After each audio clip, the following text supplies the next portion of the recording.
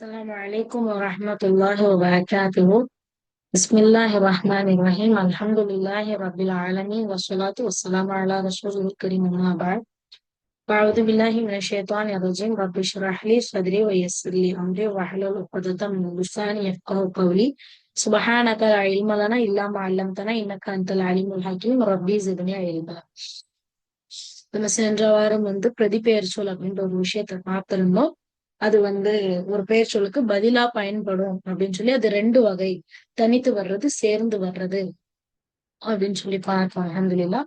அதுல தனித்து வரும் பொழுது அது ஒரு முப்ததாவா ஒரு சப்ஜெக்டா இருந்து அதை வச்சு ஒரு செய்தியை நம்ம கொடுக்க முடியும். பேருக்கு பதிலா முகம்மது ஒரு மாணவன் சொல்லாம அவன் ஒரு மாணவன் அப்படி சொல்றோம். அப்ப அந்த சென்டென்ஸையே பிரதிபெயர் சொல்ல வச்சு நம்மளால கிரியேட் பண்ண முடியும். அதே போல யார் அவன் அப்படின்னு கேட்கலாம். மண் ஹுவ, அவன் யாரு, அவன் எங்க, எங்கேக்கு என்ன சொல்லுவோம், ஐன சொல்லுவோம். அப்ப எங்கே அவன், ஐன ஹுவ. அல்லது நீ எங்க, ஐன அந்த, நீ எங்க இருந்து வர்ற, அதாவது எங்கே இருந்து. அப்ப இருந்துக்கு மின் அப்படின்ற வார்த்தை, எங்கேக்கு ஐன. அப்ப எங்கே இருந்து மின், மின் ஐன அப்படின்னு யூஸ் பண்ணுங்க. அப்ப மின் ஐன எங்கே இருந்து, அந்த நீ வர்ற, அந்தனா நீ. அப்ப எங்க இருந்து நீ அப்படின்னா எங்க இருந்து நீ வருகிறாய் அப்படின்னு வரும். எங்க போற அப்படின்னு கேக்குறதுக்கு எதன் பக்கம் போற, எதை நோக்கி போற அப்படின்னு வரும். அப்ப இலா ஐன, இலா ஐன எதை நோக்கி, எங்கே நோக்கி நீ போற அப்படிங்கும்போது இலா ஐன அந்த, நீ எங்கே நோக்கி போகிறாய் அப்படின்னு வரும். அந்த மாதிரி நம்ம கேள்வி வார்த்தைகளை வச்சு என்ன செய்யலாம், யூஸ் பண்ணலாம் அப்படின்றதையும் ஞாபகம் வச்சுக்காங்க. சோ அப்படி இந்த சேர்ந்து பிரிந்து வரக்கூடிய வமீர் 14 இருக்கு. ஹுவகுமாகும் இயகுமாகும்னு ஒண்ணுக்கும் ஒரு ஒரு அர்த்தம் பார்க்கும். அடுத்தது சேர்ந்து வரக்கூடிய பிரதிபெயர் சொல் பார்த்தோம். அது என்னது, ஒரு பெயர்ச்சொல்லுடைய கடைசியில அது சேர்ந்து வரும். அவனுடைய, அவளுடைய, உன்னுடைய, என்னுடைய என்ற அர்த்தத்தை கொடுக்குற மாதிரி வரும். அப்ப இது முதாஃபிலை பேட்டர்ன் தான். என்ன, முதாஃபிலை ரெண்டு பெயர் சொல் சேரும். இங்க ஒரு பெயர் சொல்லும் பிரதிபெயர் சொல்லும் சேர்ந்து வருது. சோ ஆக மொத்தம் இது முதாஃப் இலைஹி தான் அப்படிங்கிறத நம்ம படிச்சுக்கிட்டோம். அப்போ இந்த மாதிரி அவனுடைய, உன்னுடையன்னு சொல்றதுக்கு ரப்புக, தீனுக்க, நபியுக்க, ரப்பி, ரப்புஹு அப்படிலாம் சொல்லிட்டு நம்ம யூஸ் பண்ண முடியும் அப்படின்னு பார்த்தோம். அதுடைய குரான் எக்ஸாம்பிள்ஸையும் நம்ம அல்ஹம்துலில்லாஹ் பார்த்தோம். அவளுடைய கழுத்தில் அப்படின்ற மாதிரி பார்த்தோம். அவர்களுடைய சூழ்ச்சி, உன்னுடைய இறைவன், அதே போல என்னுடைய இறைவன், அந்த மாதிரி எல்லாம் சொல்லிட்டு உங்கள் இருவருடைய இறைவன் அப்படிலாம் எப்படி வரும் அப்படின்னு சொல்லிட்டு அல்ஹம்துலில்லாஹ் நம்ம பார்த்தோம். இன்னைக்கு பிரதிபெயர் சொல்லோட கடைசி ஒரு விஷயம் என்ன பார்க்க போறோம் அப்படின்னு சொல்லி கேட்டா, பிரதிபெயர் சொல் அப்படிங்கிறது இஸ்மு கூட சேர்ந்து வரும்போது அவன் உடையன்ற அர்த்தம் வரும்.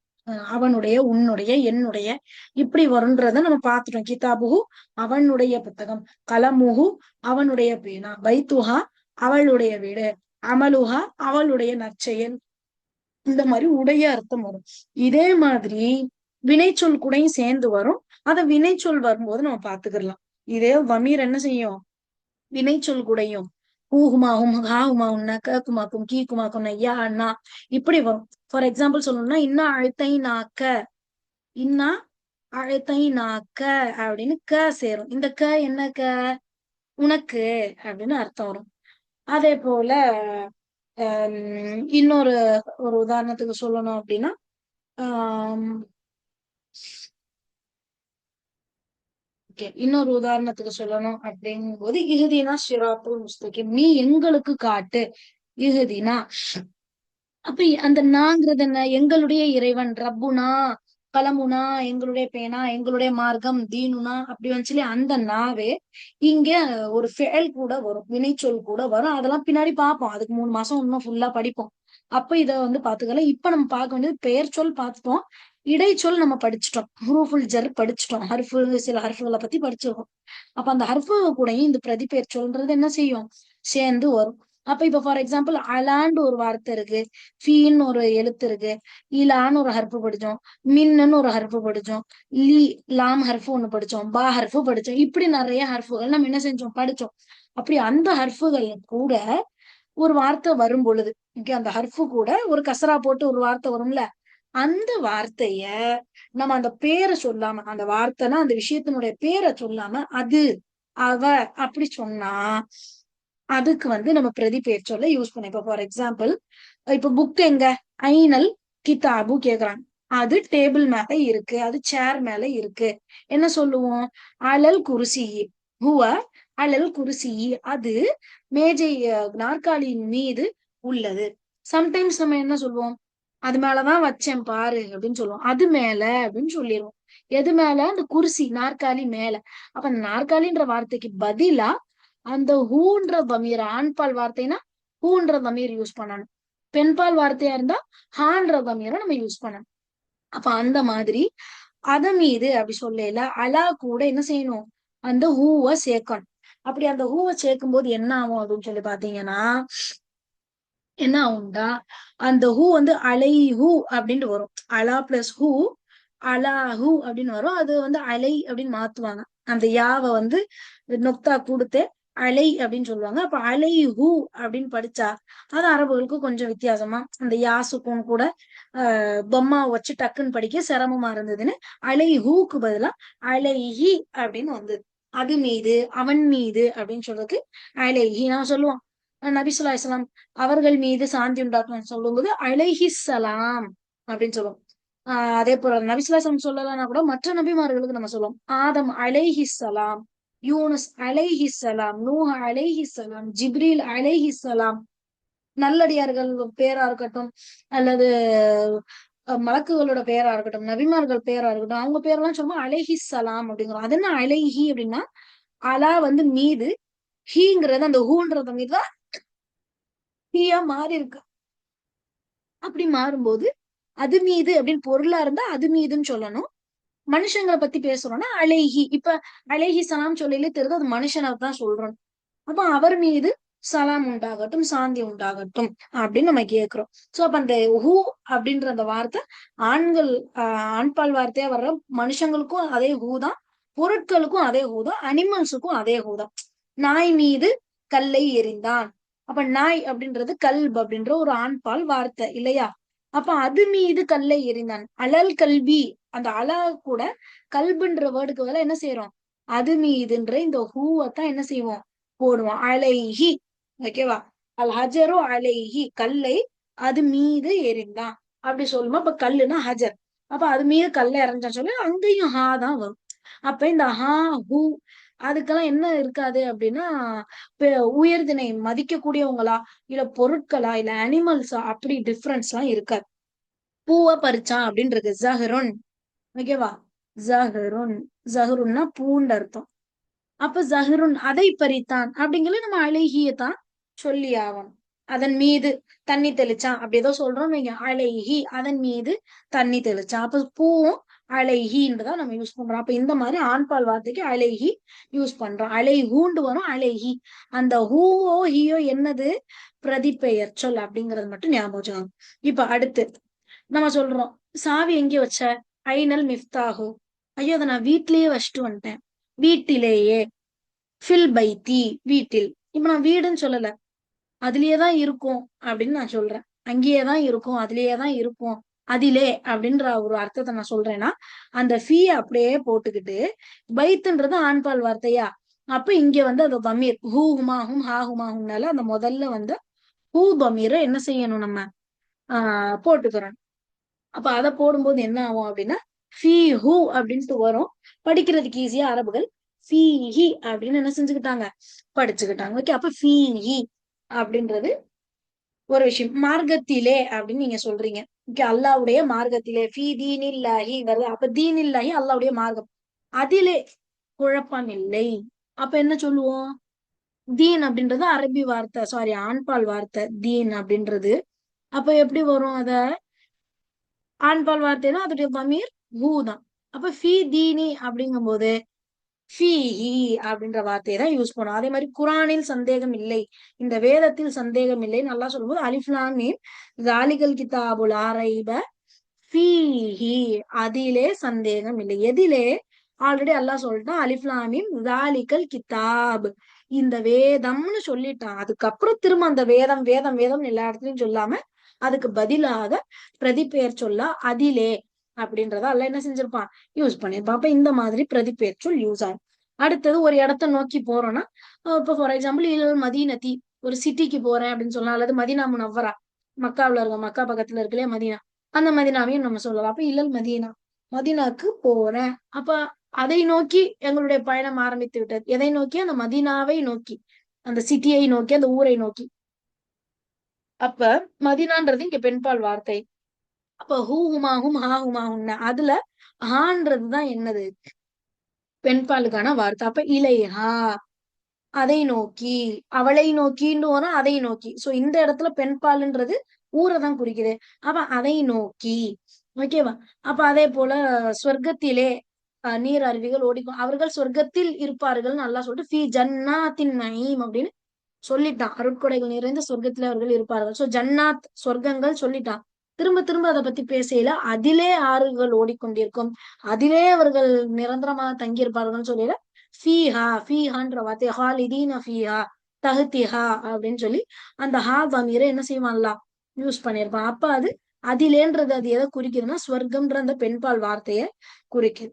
அடுத்து பள்ளிவாசலில் இருந்து, ஓகேவா? இப்ப ஒருத்தன் சொல்றான் நான் பள்ளிவாசல்ல இருந்து கிளம்பிட்டேன் அப்படி சொல்றான். இப்ப நம்ம போன் அடிக்கிறோம், ஏன் இங்க இருந்து கிளம்பிட்டியா இல்லையா? அங்க இருந்து எங்க, ஏற்கனவே அவன் பள்ளிவாசல் சொல்லிட்டான் இல்லையா? அப்ப அந்த பள்ளிவாசல் அங்க இருந்து நீ கிளம்பிட்டியா அப்படின்னு கேட்கல. அப்ப மினல் மஸ்ஜிதி, நான் பள்ளிவாசலில் இருந்து கிளம்பிட்டேன்னு அவன் சொல்றான். நம்ம கேக்குறோம் அதிலிருந்து கிளம்பிட்டியா? அப்ப அதிலிருந்துங்கும் போது அந்த மஸ்ஜித்ன்ற வார்த்தைக்கு என்ன செய்யணும்? ஹூன்ற பமீரை நம்ம பயன்படுத்தணும். அப்ப மின் ஹூ, ஓகே.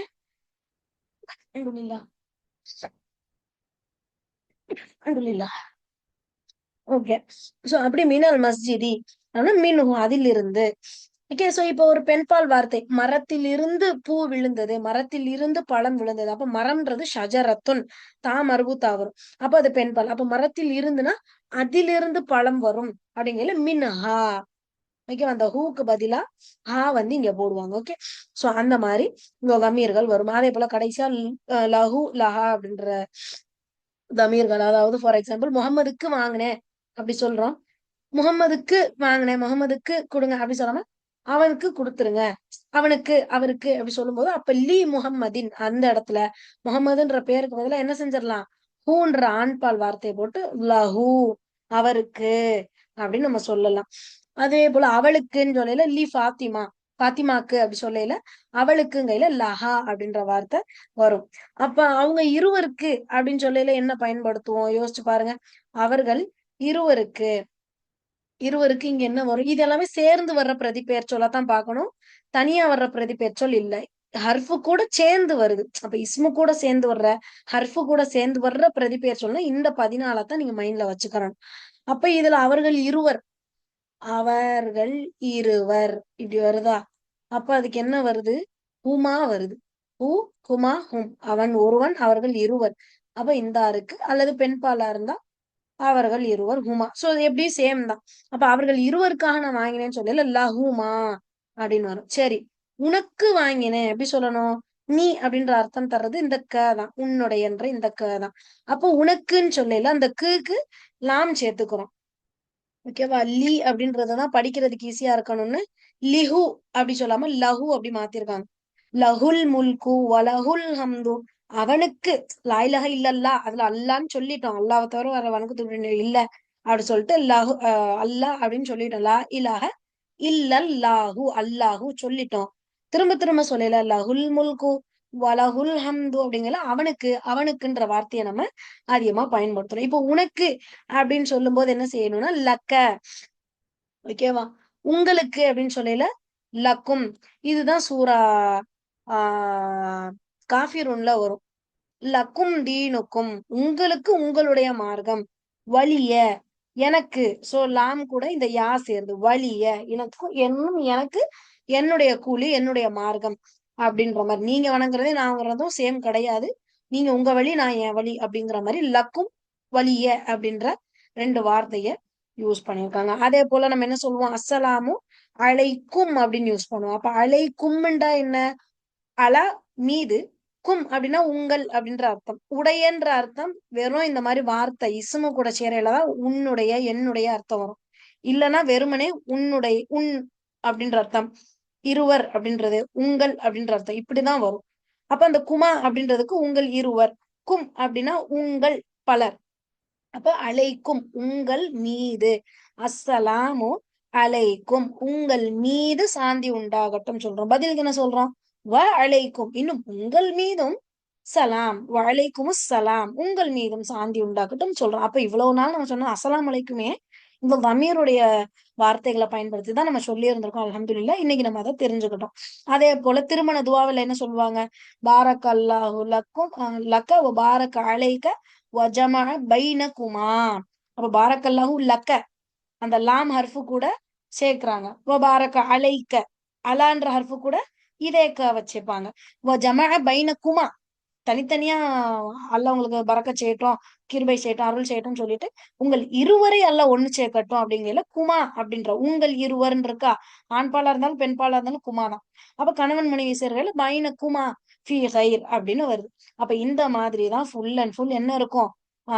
ஹர்ஃபுகள் கூட இந்த மாதிரியான எழுத்துக்கள் சேர்ந்தும் வரும். ரலியல்லாஹு அன்ஹு அப்படின்னு சொல்றோம். ரலியல்லாஹு அன்ஹு அவர் மீது அல்லாஹ் பொருந்தி கொண்டான், அவரை அல்லாஹ் பொருந்தி கொண்டான் அப்படின்ற அர்த்தம். அவரை பற்றி, ஓகே, அவரை பற்றி அல்லாஹ் பொருந்தி கொண்டான். அதே போல ரலியல்லாஹு அன்ஹா அப்படின்னு சொல்லுவோம். பெண்பால் பெயர்களுக்கு ரலியல்லாஹு அன்ஹா அப்படின்னு சொல்லுவோம்.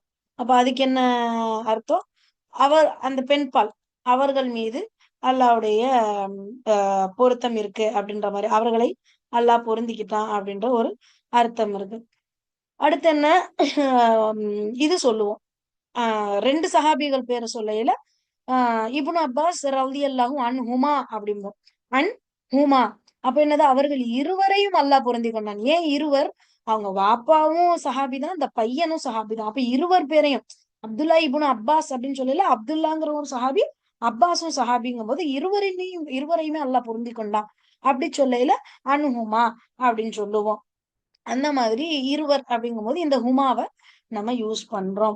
சோ இந்த மாதிரிதான் ஹர்ஃபுகள் பிரதிபெயர் சொல்லோட சேர்ந்து வருது. சோ இந்த மாதிரி பிரதிபெயர் சொற்களோட பயன்பாடு ரொம்ப அதிகமா இருக்கு. குரான்ல எடுத்து பாத்தீங்கன்னா இந்த இப்ப இங்க பாருங்க அனுஹுமா இருக்கும். அதே போல இங்க மோஸ்டா இஸ்மு கூட சேர்ந்து வந்ததுதான். இந்த பெரிய வசனத்துல பாத்தீங்கன்னா சில வார்த்தைங்க இப்ப இது வந்து ஃபெயல் கூட சேர்ந்து வர்ற தமீர் உன்னன்றது. அதே உன்ன இஸ்மு கூட இங்க சேர்ந்து வந்துரு. அலிம் இன் அலிம் துமு உன்ன இதுவும் ஃபெயல் கூட சேர்ந்து வந்திருக்கு. ஃபலா தர்ஜிஉ உன்ன இதுவும் இஸ்மு கூட வந்திருக்கு. சாரி சாரி ஃபெயல் கூட வந்திருக்கு. இது வந்து லாஹுன்ன ஹில்லுல்லஹும் இது வந்து என்னது? தனித்து வரக்கூடிய பிரதிபெயர் சொல். இது எது கூடயும் சேர்ந்து வரல பாருங்க, சேர்த்து எழுதல. லா ஹுன்ன அவர்கள் இல்லை, ஹில்லுன் ஹலாலாக ஆகுமாக்கப்பட்டதாக அவங்க இல்ல அப்படி சொல்லுவோம். அது தனித்து வரக்கூடிய பிரதிபெயர் சொல். இங்க கடைசியா எப்படி வந்திருக்கு? ல ஹுன்ன. அப்ப லேன்றது ஹர்ஃபுல் ஜர்ரு, ஹுன்ன அவர்கள் பல பெண்கள். அப்ப அவர்களுக்கு அப்படின்ற அர்த்தம் இங்க வருது. உஜூரஹுன்ன அவர்களுடைய கூலி. அப்ப இஸ்மு கூட வரும்பொழுது உடையன்ற அர்த்தம் வரணும். ஹர்ஃபு கூட வரையில அந்த ஹர்ஃபுடைய அர்த்தம், லாம் வந்திருக்குன்னா குன்னு சொல்லணும், அலா வந்திருக்குன்னா மீதுன்னு சொல்லணும், மின் வந்திருக்குதுன்னா இருந்துன்னு சொல்லணும். அப்படி அந்த ஹர்ஃபுடைய அர்த்தம் என்னவோ அதையே அந்த பிரதிபெயர் சொல்லோட சேர்த்து நம்ம அவர்களுடைய, அவர்கள் மீது, உங்களுக்கு அந்த மாதிரி நம்ம மாத்தி படிச்சுக்கணும் இன்ஷால்லா. சோ இது பத்தி பிராக்டிஸும் ஃபியூச்சர் கிளாஸஸ்ல நம்ம பார்ப்போம். சோ இது வந்து பிரதிபெயர் சொல் அப்படின்ற ஒரு விஷயம். இந்த வாரம் நம்ம ஒரு புது சட்டம் மாஷால்லா படிக்க போறோம்.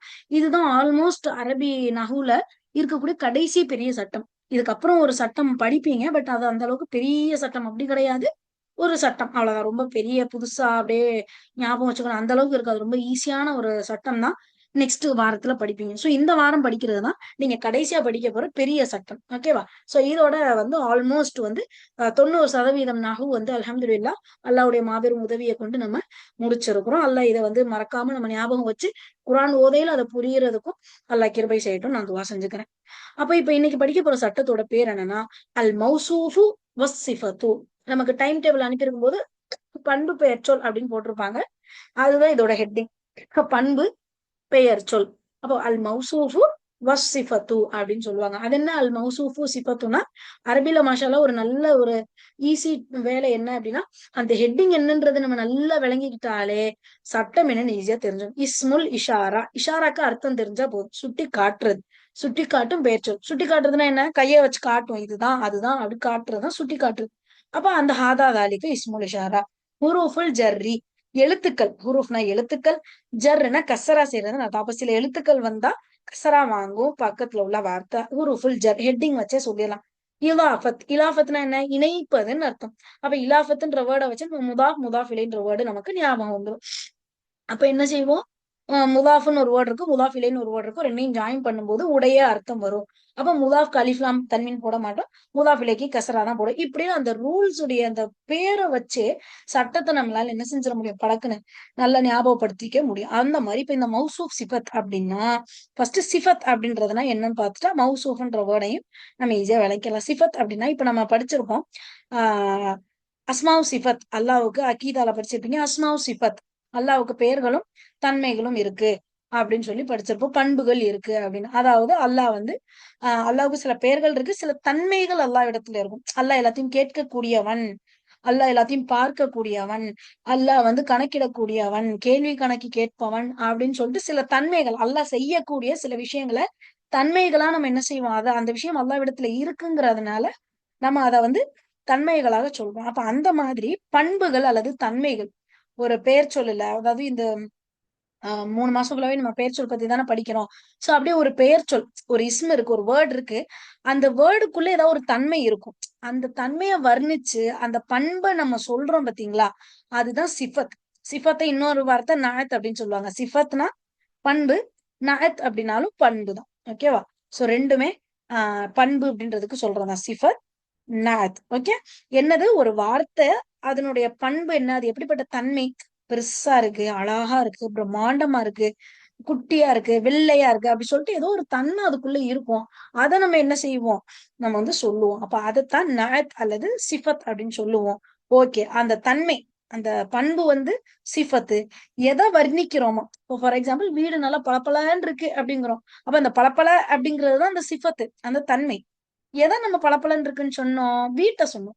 அப்ப அந்த வீடைத்தான் மௌசூஃப் அப்படின்னு சொல்லுவாங்க, அல்லது இன்னொரு வார்த்தை மன்ஊத் அப்படின்னு சொல்லுவாங்க. வர்ணிக்கப்படுற வார்த்தை, எதை நம்ம அப்படி வர்ணிச்சு சொல்றோம், அழகான புள்ளமா அப்படின்னு சொல்றோம். அப்ப அழகான அப்படிங்கிறது அது அந்த சிஃபத், அந்த நயத்துன்னு சொல்றோம் பாத்தீங்களா. ஏதாவது ஒரு வார்த்தையை மனசுல பதிய வச்சுக்காங்க, நயத்து அல்லது சிஃபத்து. இந்த அரபி படிக்கிறவங்க, மதரசால முபல்லிக ஆலிமா படிக்கிறவங்க, பிஏ இஸ்லாமிக் ஸ்டடிஸ், பிஏ அரபி படிக்கிறவங்க ரெண்டு பேரையும் ஞாபகம் வச்சுக்காங்க. சிஃபத்து ஆர் நயத்துன்ற பேரு, மௌசூப் அல்லது மனூத்துன்ற பேரு. மத்தவங்க ஏதாவது ஒரு வார்த்தையை யூஸ் பண்ணா போதும். பெரும்பாலும் இந்த மௌசூப் சிஃபத்துன்ற இந்த வார்த்தையவே நீங்க மனசுல பதிய வச்சுக்கோங்க, இன்ஷால்லா ஈஸியா இருக்கும். அப்ப சிஃபத்னா என்ன, தன்மை. ஓகே, அஸ்மா சிஃபாத், அதை ஞாபகம் வச்சுக்காங்க, பண்புகள் தன்மைகள். அழகான புள்ள அப்படிங்கிற, அப்ப அழகானன்றது அது அந்த தன்மை. யாரு அந்த வர்ணிக்கப்பட்டவங்க, யாரு வந்து அப்படி அந்த அழகா இருக்குன்னு சொன்ன ஆள் யாரு, அந்த பாப்பா. அந்த பாப்பாவை அழகான புள்ளன்னு நான் சொல்றேன்னா, அப்ப அந்த புள்ளதான் என்னது, பாப்பாதான் மௌசூ, வர்ணிக்கப்பட்ட வார்த்தை.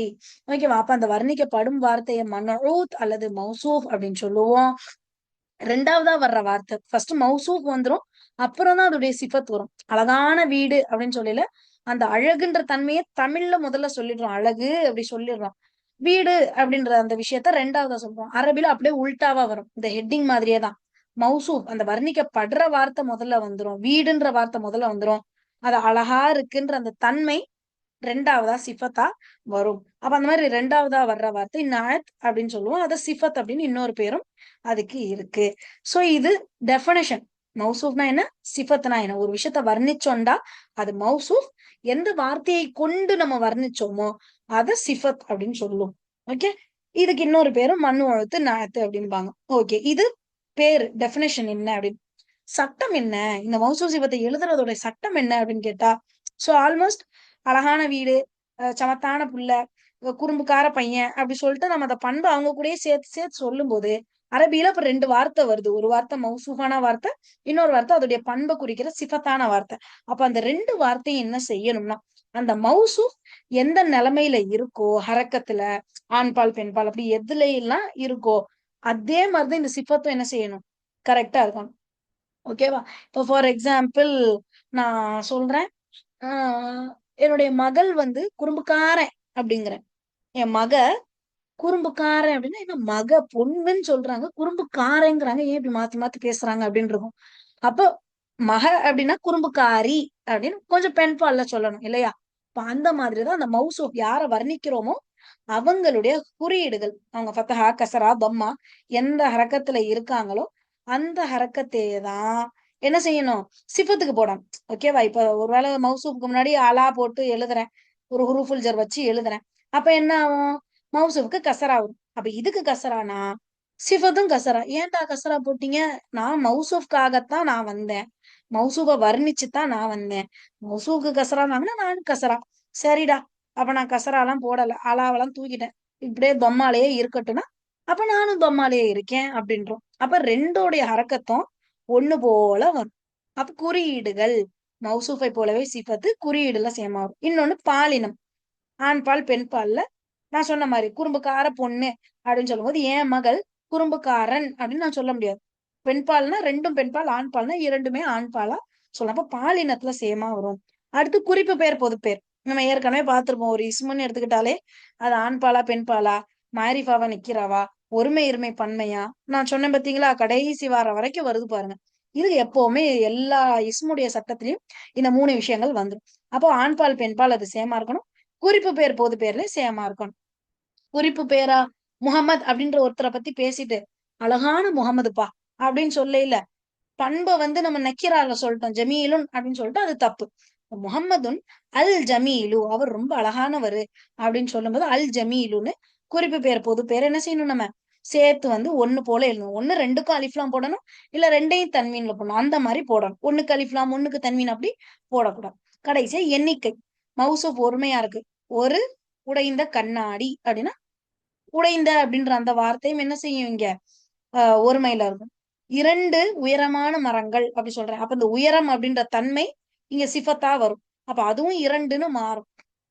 அந்த மாதிரி மூடப்பட்ட வீடுகள் அப்படிங்கிற, அப்ப மூடப்பட்டதுன்றது ஒரு தன்மை, அப்ப அந்த வீடுகள் பன்மையில இருந்தா மூடப்பட்டன்ற அந்த தன்மையும் சிஃபத்தும் பன்மைக்கு மாறிடணும். அப்ப இந்த மாதிரி என்ன செய்யணும், மௌசூ சிஃபத்து 4 விஷயங்கள்ல ஒண்ணு போல வரும். என்னென்ன, அதனுடைய ஹரக்கத் குறியீடுகள், அதனுடைய பாலினம் ஆண்பால் பெண்பால், அதனுடைய குறிப்பு பெயர் பொது பெயர், அதனுடைய எண்ணிக்கை ஒருமை இருமை பன்மை. அப்ப இது ஒரு பேசிக்கான சட்டம். இதுக்கப்புறம் ஏதாவது சட்டம் இருக்கான்னு கேட்டா இல்ல, அவ்வளவுதான். மௌசூ சிஃபத்துனா இது 4 தான் இருக்கிறதுல ஈஸியா இருக்கும். உண்மையா சொல்ல போனா இதுதானே கடைசியா படிக்கிறோம்.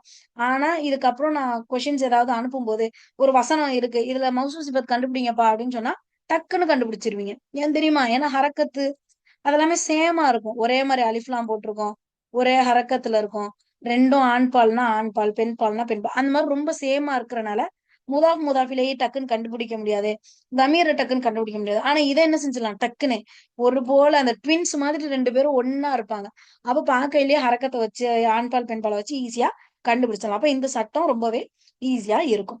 அப்ப நம்ம என்ன சொன்னோம், 4 விஷயங்கள்ல என்ன மௌசூப் சிஃபத் சேமா வரும். ஃபர்ஸ்ட் மாரிஃபா நக்கீரா ஹரக்கத்துன்னு ஒண்ணு பார்த்தோம், குறியீடுகள், ஆண்பால் பெண்பால் முதக்கர் முஅன்னஸ், இந்த பேர்லாம் மறந்துடாதீங்க, ஆண்பால் பெண்பால், முதக்கர்னா ஆண்பால், முஅன்னஸ்னா பெண்பால், 3வது வாரத்துல படிச்சது முதக்கர் முஅன்னஸ். அப்ப ஆண்பால் பெண்பால்ல சேமா இருக்கணும், மாரிஃபா நக்கீரா அதுலயும் சேமா இருக்கணும். அதத் அப்படின்னா எண்ணிக்கை அப்படின்னு அர்த்தம், ஒருமை இருமை பன்மை, எண்ணிக்கைக்கு அதத் அப்படின்னு வரும். ஓகே, சோ இந்த இந்த சூறால கூட வருமே இந்த அததுன்ற வேர்டை ஞாபகம் வச்சுக்கிறதுக்கு நீங்க இப்படி பண்ணலாம். தப்பத்தியதா அபீல ஹபீவா தப்ல ஐ திங்க் மாலுஹு அது இல்ல, சூரா ஐ திங்க் காரியான்னு நினைக்கிறேன். ஜமா மாலம் அத்ததா அதுதான் வசனம், ஹுமசாவா காரியாவான்னு எனக்கு தெரியல. ஜமா மாலம் அத்ததா யஹ்சபு அன்ன மாலஹு அஹ்லதா அப்படின்னு சொல்லி ஒரு சூறா வரும்ல, அந்த சூறால ஜமா மாலம் அத்ததா, அத்ததாண்ட என்றதுன்னு அர்த்தம், எண்ணிக்கை அப்படின்னா அதது, அத்ததா எண்ணிக்கிறான், காசு சேர்த்து சேர்த்து வச்சு அதையே எண்ணி எண்ணி பாத்துக்கிறான், இப்படி காசு இருக்கு இப்படி காசு இருக்குன்னு. அப்ப இந்த என்றதுக்கு அததுன்ற வார்த்தையை நம்ம பயன்படுத்துவோம். அப்ப இன்ஷால்லா இதுக்கு ஒரே ஒரு எக்ஸாம்பிள் மட்டும் இப்ப பார்த்துட்டு கிளாஸை முடிச்சிடலாம். அப்ப மௌசூப் சிஃபத் எப்படி வரும், மாரிஃபா நக்கீரால சேமா வரும்னு பார்த்தோமா. அப்ப மாரிஃபானா என்ன, அலிஃப்லாம் போட்ட வார்த்தைகள் அல்லது பெயர்களா இருக்கலாம், ஹாதா தாலிக்க, பமீர் ஹுவாஹுமாவும் எது வேணா இருக்கலாம். இப்போ அலிஃப்லாம் மட்டும் பார்ப்போம். நக்கீரானா என்ன, தன்வீன் வரணும், தன்வீன்னா அதுல ஃபத்தஹத்தைன் வரலாம், கசரத்தைன் வரலாம், தொம்மத்தைன் வரலாம், எல்லாமே தன்வீன் தான், அதை மறந்துடாதீங்க சரியா. ஏதோ ஒரு அப்படின்ற அர்த்தத்துல வரும். இப்போ ஃபார் எக்ஸாம்பிள் என்னன்னா அத்தர்சு கபீருன், என்ன அர்த்தம், அத்தர்சு பாடம், கபீர்னா பெருசுன்னு அர்த்தம். அப்ப இது என்னது, பாடம் பெரிதாக உள்ளது, இது என்ன ஒரு நார்மலான ஒரு சென்டென்ஸ் இல்லையா. அத்தர்சு கபீருன்னா பாடம் முக்ததா சப்ஜெக்ட் அவங்க, அவங்கள பத்தி செய்தி என்ன சொல்றோம்? அது பெருசா இருக்குப்பா, சரியான பெரிய லெசன்ப்பா இது. அப்படி சொல்லும்போது அந்த லெசன் பெருசா இருந்துச்சு அப்படின்னு நீங்க ஒரு செய்தியா சொல்றீங்க. அப்ப அத்தர்சு அந்த முதல் வார்த்தை மாரிஃபாவா இருக்கும். செய்தி எப்படி இருக்கும்? ஹபரு நக்கிராவா இருக்கும். இது எதுன்னு தெரியுதா? நம்ம 3வது வாரத்துல படிச்ச மாரிஃபா நக்கிரா. குறிப்பு பேர், பொது பேர்ன்னு படிக்கையில ஒரு வாக்கியம் முதலில் பெயர்ச்சொல்லை கொண்டு தொடங்கினால் பெயர்ச்சொல் வாக்கியம். அதுல முதல் வார்த்தை முப்ததா, 2வது வார்த்தை ஹபரு, முதல் வார்த்தை அலிஃப்லாம் அலிஃப்லாம் போட்டு மாரிஃபாவா இருக்கணும். 2வது வார்த்தை தன்வீனா நக்கீராவா இருக்கணும் அப்படின்னு சொல்லி நம்ம பார்த்தோம். இப்போ ஃபார் எக்ஸாம்பிள் நான் அதை எடுத்தே கூட காட்டிடுறேன்.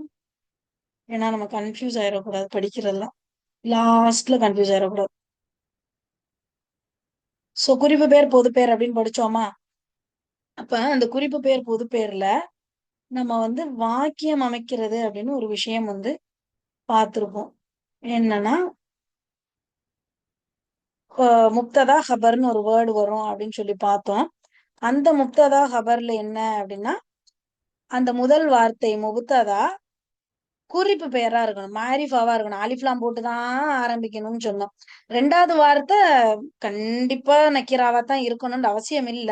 நான் சொன்னேன் பாருங்க, அவசியம் நடத்தும் போதே சொல்லிருந்தேன். கண்டிப்பா அப்படி இருக்கணும்னு இல்லை, பட் இப்போதைக்கு அப்படி ஞாபகம் வச்சுக்கோங்க அப்படின்னு. சோ அப்ப அந்த மாதிரி முதல் வார்த்தை அலிஃப்லாம்லயும் 2வது வார்த்தை தன்வீன்லயும் இருந்தா அது முப்ததா ஹபர். ஒரு கம்ப்ளீட் இன்ஃபர்மேஷன் கொடுக்குற ஒரு சென்டென்ஸ் அது. குரான் பெருசா இருக்கு, குரான் அருட்கொடையா இருக்கு, ஸ்வர்க்கம் உண்மையானதா இருக்கு, பள்ளிவாசல் தூரமா இருக்கு, வீடு அழகா இருக்கு, இப்படி நம்ம சென்டென்ஸா பேசுறது. ஓகே, அப்ப அந்த மாதிரி இங்க எப்படி இருக்கு? அத்தர்சு கபீருன் பாடம் பெருசா இருக்கு. அல் பைத்து பஈதுன், பஈதுனா தூரமானதுன்னு அர்த்தம். அப்ப இது மாதிரியான நியூ வேர்ட்ஸ் எழுதி வச்சுக்காங்க. தெரியல அப்படின்னா எழுதி வச்சுக்காங்க. ஏன்னா இதுவும் கூட நம்ம அசைன்மெண்ட்லயும் எக்ஸாம்லயும் கேட்கலாம். அப்ப அல் பைத்து பஈதுன் வீடு தூரமா இருக்கு. அதே போல அல் வலது சகீருன் சிறுவன் குட்டி பையனா இருக்கான்.